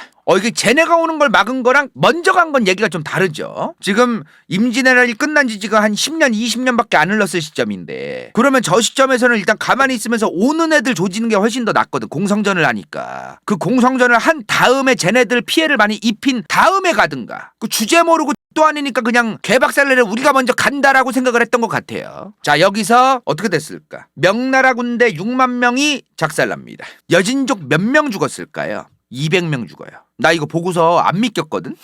근데 서에 그렇게 써있대. 명나라 군대 6만 작살나면 뭐예요? 거의 전멸한 거예요, 진짜. 두세 명 중 한 명은 다 죽은 거야. 그러자마자 이제 누르하치가 어떻게 했을까? 방어하지 말고 공격하자. 현명한 거죠. 오히려 명나라가 이렇게 했었어야 되는 건데 등신같이 주제 모르고 설치다가 개박살나자마자 딱 실려 내려온 거야. 그러니까 그 뭐여? 전쟁 끝난 지 얼마 안 됐으니까 긁어 모아서 10만 명을 보냈더만 6만 명 작살나자마자 다 지금 형편없이 지금 사기도 사기대로 개박살난 상태에서 지금 제대로 막지도 못하는 상태에서 지금 쫙 오는 거야, 누르하치가. 그리고 청나라는 내려오면서 조선과 대화를 합니다. 광해군과. 이미 여기서 끝났어요. 이미 누르하치가 이제 명나라가 쳐들어오는 걸 막은 다음에 간다는 거는 이미 게임 끝났단 얘기야. 누르하치 여진이 이제 생각을 합니다. 아직은 여기까지 갔을 때는 아니에요. 근데 그냥 참고해서 보세요. 얘네가 이제 일로 가야 되는데 생각을 하는 거야, 이제 누르하치가. 우리가 여기 가기는 가는데 요 허리 쪽에서 뭔가 겐세이를 넣을 것 같은 거야. 누가? 조선이. 뭔가 거슬리는 거지. 그래서 누르하치가 조선의 회유를 시작합니다. 이제 우리 금나라는 오랑캐가 아니다. 우리 여진은 오랑캐가 아니라 우리는 금나라라고 하는 공식적인 국가를 만들었다. 조선한테 기라고 한 게 아니야, 저때. 내가 이런 나라를 세웠으니 이제 조선과 금나라는 동등한 외교관계를 수립하고 서로 잘 지내보자고 얘기를 해요. 여기서 구지구태여 지금 누르하치가 명나라에 신경 많이 쓰는데 조선한테 대가리를 쳐박고서 이제 뭐 그렇게 관계를 지내자고 할 건 아니죠. 만약에 군기 잡겠다고 조선아 신하의 국가다 너는 우리 금나라에 뭐 이런 식으로 나가면 조선이 순순히 머리를 안 숙일 수도 있고 어차피 당시 누르하치의 최종 목표는 뭐예요? 조선이 아니요. 여거지 이거. 그러니까 그냥 같은 국가들끼리 우리 잘 지내보자라고 얘기를 한 거예요. 그리고 누르하치가 알아서 그 마음을 읽어줘요. 조선의 입장을 헤아려줘. 나는 알아. 조선 니네가 명나라를 자꾸 도우려고 하고 이러는 거는 임진왜란 때 명나라가 니네를 도와줘서 너네도 도의적으로 은혜를 갚으려고 어쩔 수 없이 명나라를 도와주려고 한 거지. 우리 금나라 여진족하고 사이가 더러워서 그러려고 한 건 아니라고 난 알고 있어, 진짜로. 그러니까 우리 잘 지내자라고까지 얘기해요. 이 정도로 얘기를 해.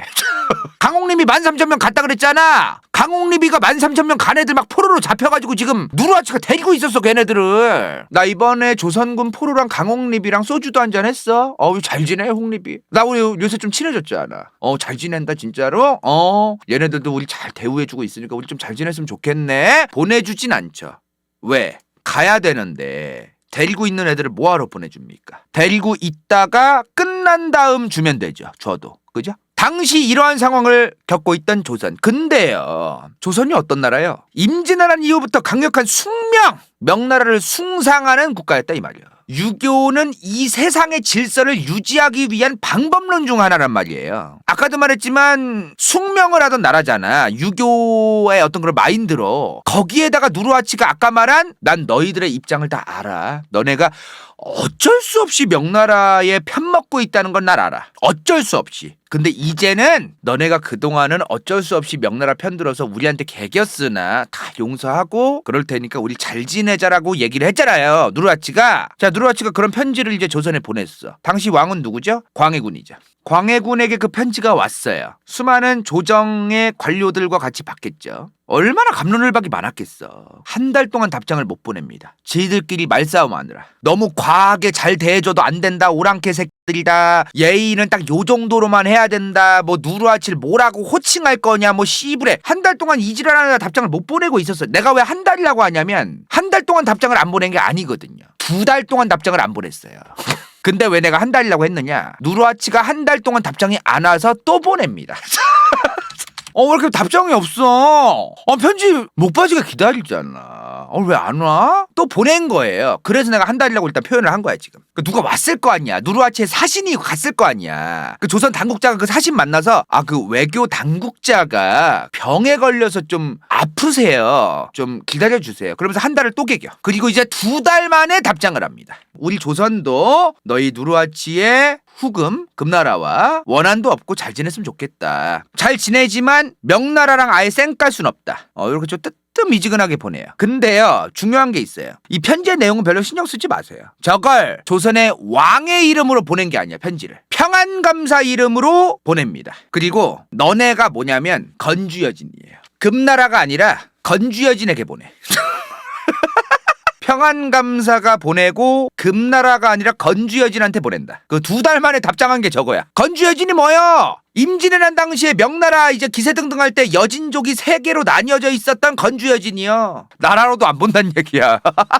그리고 니까지 것들한테 왕명의로 보내는 거는 좀 평안감사 정도가 그냥 시불에 보내면 되지 뭐 편지를 뭐 왕명의로 너네한테 뭐 보내야 돼? 그런 느낌을 받았겠죠 누르하치는. 당시에 저 편지를 포로로 잡혀있던 강홍립과 같이 읽습니다. 누르하치가 이제 야 홍립아 이게 도대체 무슨 의미냐 시불에? 네가 좀 읽어보고 해석 좀 해줘. 시불에 이거 뭐 하자는 거야 얘네 도대체. 아니 내가 시불에 금나라로 이름을 바꿨거늘 아직도 나를 건주여진 취급을 하고 이 쌍놈무 새끼들이 뭐야 얘네. 평안감사 이 새끼들 뭐하는 새끼인데 이 새끼는. 내가 금나라 왕인데 감히 감사 새끼 나한테 편지를 보내? 2달 만에 시불에 2달 기다렸는데. 말 좀 해봐 홍립아. 안녕하세요 강홍립입니다. 또 이렇게 또 편지가 왔네요. 제 생각에는 익숙해서 그래서 건주여진이라고 좀 부른 것 같아요. 그동안 건주여진으로 불러왔잖아 자기. 그리고 이런 상황이 있었던 것 같아요. 추정컨대. 자, 누르하치가 그 편지 읽자마자 다시 편지를 보냅니다. 그 편지 못 받아들이겠다는 내용이죠. 금나라랑 화친하고 수교할 건지 말 건지 조선 너희들의 입장을 분명히 표명해라. 그리고 조선이 금나라를 공격 안 한다. 그리고 조선은 명나라와 협력 안 한다는 것도 분명하게 얘기해라. 그러면 지금 우리가 데리고 있는 조선군 총사령관 강홍립과 포로들을 싹 다 조선으로 돌려보내주겠다. 당시 왕은 누구였다? 광해군이었다. 이제 조선은 우물쭈물 1달 2달 개길 때가 아니죠. 빨리 결정을 해야 됩니다. 누르하치의 금나라가 이제 점차 영토를 어마무시하게 확장을 해가고 있었고 빨리 이제 명나라와 금나라 둘 중에 하나를 선택해야 했었어요. 근데 이 편지가 오고 나서 며칠 뒤에 존나 눈치 없어 진짜 진심 명나라가 원군을 요청해요. 야 조선아 뭐해 니네 지금 쟤네 코앞까지 왔어 사내관. 빨리 보내줘야지 뭐하고 있어 니네. 존나 눈치 없이 진심. 일단은 조선이 이때 명나라의 원군을 안 보냅니다. 그리고 방금 전에 보여드렸던 그 편지 있죠. 누르하치의 편지를 가져온 사신한테 술 고기도 대접하고 잘 지내게 해줘요. 그리고 나서 1621년 현재의 만주벌판의 중심지 현재 중국 선양을 먹습니다. 여기 먹으면 사실상 요동 다 먹은 거거든요. 이제 그냥 사내관만 뚫고 가면 돼요. 이 시점에 누르하치가 조선의 사신을 한 번 더 보냅니다. 화친할 거니 이제? 저번에 편지 보냈는데 좀 기다리다가 내가 선양을 먹었어. 또 답장이 없네? 화친할 거야? 어떡할 거야? 빨리 말 좀 해줘. 근데 당시 일이 있었던 거야. 선양이 여기에요. 지금 보이시죠? 선양에서 싸우던 명나라 장수가 누르하치랑 싸우다가 군대를 데리고 후퇴를 하는데 욜로 후퇴를 해요. 조선으로 들어온 거야. 모문용이가 개트로를 합니다. 모문용이가 이제 명나라 장수인데요. 당시 선양 쪽에서 싸우던 이제 명나라 장수예요. 이 양반이가 이제 요 상황에서 조선으로 들어온 거예요. 오는데 문을 안 열어줬어야 되는데 또 등신같이 문을 열어줘 또 조선이 그거를. 그럼 뭐야 지금? 많이 꼬였어 지금. 누르하치가 뭐라고 했을까 여기서? 관상바 시부래.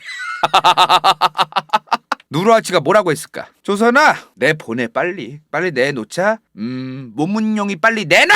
어디서 이 새끼들이 또 모문용이를 니네가 지금 지켜주고 있어? 당장 내보내. 그런데 여기서 조선이 애매하게 해요. 답장을 이렇게 보내. 답장을 저렇게 보내면 이제 누르하치가 무슨 생각을 할까요? 1622년 8,000명의 누르하치 군대가 조선을 쳐들어옵니다. 그리고 조선에 개기고 있던 모문용이와 명나라 군대 1,500명을 다 죽여요. 그리고 누르하치의 금나라와 광해군의 조선은 사이가 급속도로 개판이 되어갑니다. 누르하치 입장에서는 그런 거야. 끝난 거야. 내가 4년 동안 니네를 봐주고 회유하고 화친하자고 요구를 했는데 화친을 공식적으로 하자는 얘기도 제대로 안 하고 명나라 장수색 조선에 튀었는데도 안 내놓고 얘네 도대체 뭐하는 애들이지? 개빡쳐서 당시 금나라의 조선에서 외교관을 보내놨었거든요. 죽입니다. 그러자마자 이 소식이 이제 조선에 들려왔겠죠? 금나라에 있던 외교관이 누르하치가 처형을 시켰다. 그 얘기 듣자마자 조선에서 관료들이 뭐라고 했을까? 저 새끼들, 저 오랑캐 새끼들 본때를 보여줘야 된다. 저 쌍놈의 새끼들. 이런 일이 있을 수 있느냐? 라고 얘기해요. 세상 물정 도 모르면서 백성들 다 죽이고 굶겨 죽여가면서 광해군은요 이제 신하들이 오랑캐라고 하든 말든 쌩까고 누르하치에게 국서를 보내기로 결정합니다. 신하들이 그동안 국서 보내지 말자고 겐세이랑 겐세이를 오직에 넣고 있었고 함부로 저런 오랑캐 새끼들하고 하친하면 안 된다고 겐세이랑 겐세이를 넣고 있어가지고 2년 3년 4년 내내 지금 제대로 관계가 성립이 안 됐던 거거든요. 저게 조선이. 광해군도 물론 고민을 했겠지만 광해군이 그렇게 국서를 보내겠다고 결정을 해요. 자, 일단은 여진족의 금나라가 국가라는 거를 인정합니다. 광해군이 처음에 국서를 보내요. 금나라는 국가다. 근데 누르하치가 바로 얘기해요. 화친을 할 거냐고. 그래서 씨부래. 아니 당연히 국가야. 나는 이제 니네가 뭘 인정을 하냐 마냐가 아니야. 좀 명나라도 거의 다 먹어가고 있는데 뭔 이제 와서 국가로 인정을 해 이 새끼들아. 나하고 이제 화친하고 나한테 안 되길 거라고 맹세하고 명나라랑 쌩깔 거라고 맹세할 거냐고 라고 누르하치가 눈깔이 돌아갑니다. 진짜로 이제. 이때가 언제라 그랬어 내가? 1622에서 23년에 일어난 일입니다. 그리고 1623년 인조반정이 일어납니다. 저는 인조 때 금나라랑 친하게 지낼 거냐 명나라랑 친하게 지낼 거라는 게 남한산성 안에서 토론을 했다라는 것 자체에 자괴감을 느낍니다. 인조가 인제 즉위를 한 거예요. 즉위하고 몇 년 더 가야 남한산성 가거든요. 이제 이미 이러한 일들을 다 겪었는데 인조반정 일으켜서 인조가 즉위를 한 다음에도 남한산성 들어가서도 친명과 금나라와 어떻게 할 건지를 토론을 한다? 그거는 진짜 그건 너무나 이해가 안 될 일이에요. 진짜. 자, 뭐 어찌되었든 인조반정이 일어납니다. 인조가 집권을 시작하죠. 인조가 집권하자마자 조선과 누르하치 금나라는 쌩을 깝니다. 이게 무슨 말이죠? 인조 집권하자마자 명나라에 배 타고 달려가서 제발 책봉해달라고 빌어요. 인조랑 측근들이 급했던 거죠. 인조가 집권을 했는데 쿠데타로 반정을 일으켜서 집권을 했기 때문에 명나라의 책봉이라는 명분이 빨리 그거 하나가 있어야만 명분이 생기는 거니까 명나라 책봉이 급한 거예요. 이 양반들이. 그러니까 지금 금나라고 지랄이 구간에 빨리 있다 명나라한테 간 겁니다. 책봉사를 받아서 이제 올라고. 얘네들 이제 인조랑 인조 측근들 사신단들 이제 명나라 갔을 때 명나라에서 뭐라고 했을까?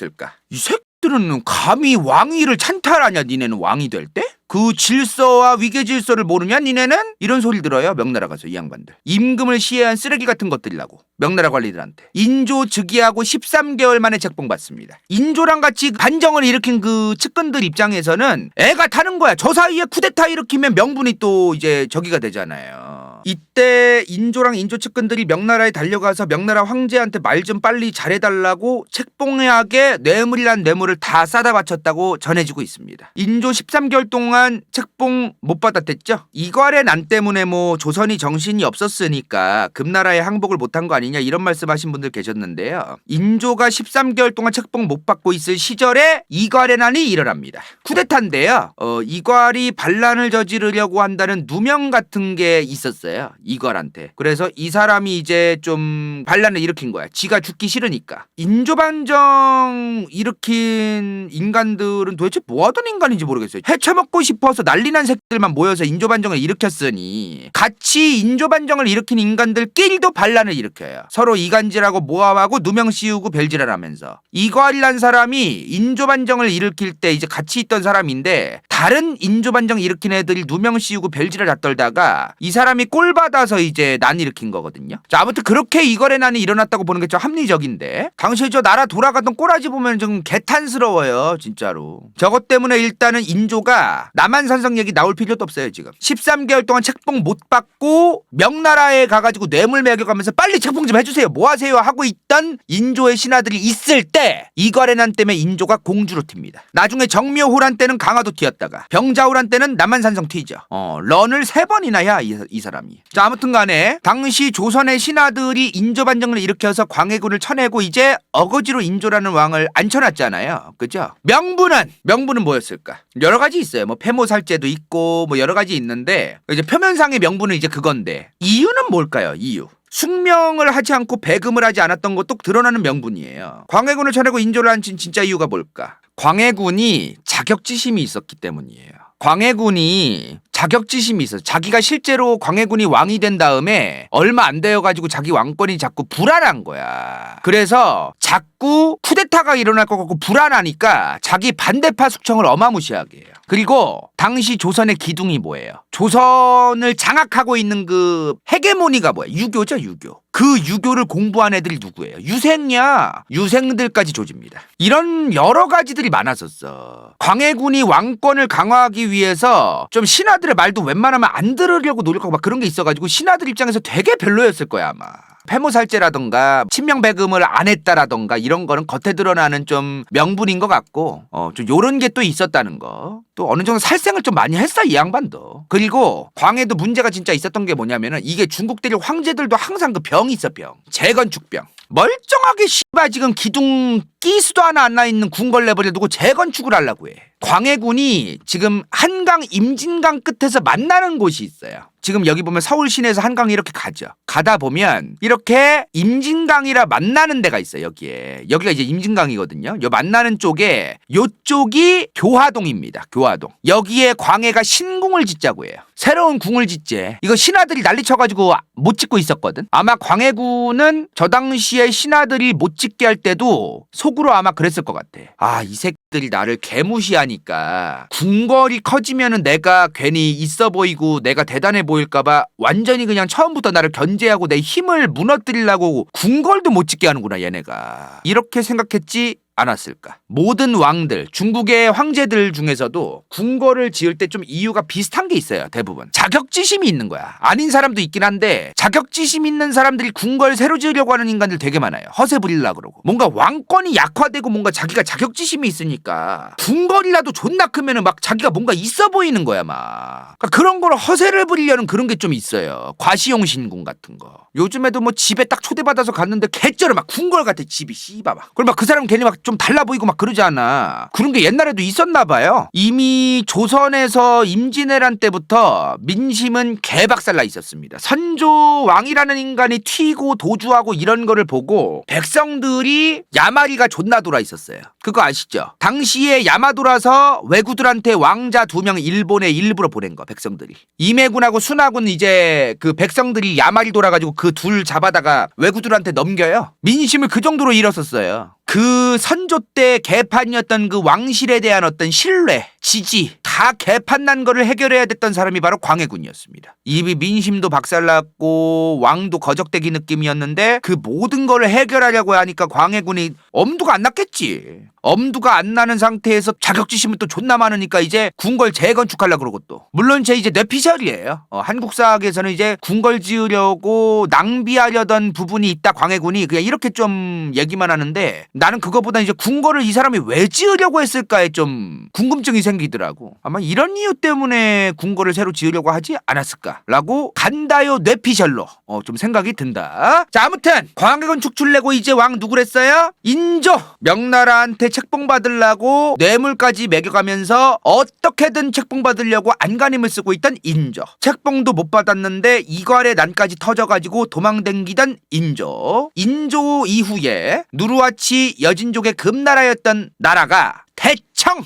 1636년 대청 제국으로 이름을 바꿉니다. 그리고 바로 저 이름으로 바뀐 다음에 몇 달 뒤에 남한산성에 들어가 있던 인조가 홍타이지 앞에서 머리를 박죠. 삼괴구 고두례를 하면서. 지금 홍타이지 앞에서 이제 인조가 삼괴구 고두례를 하는 이 타이밍이 어느 시점이냐면은 지금 명나라에서 이자성의 난이 한창 생길 때입니다. 아직 청나라가 명나라 쪽으로 미친 듯이 갈 때는 아니에요. 그럼 대략 요쯤 되겠네요. 요쯤. 이자성의 난이 한창 생기고 있을 때입니다. 명나라에서는. 이후에 청나라는 이자성의 난까지 개박살냈죠.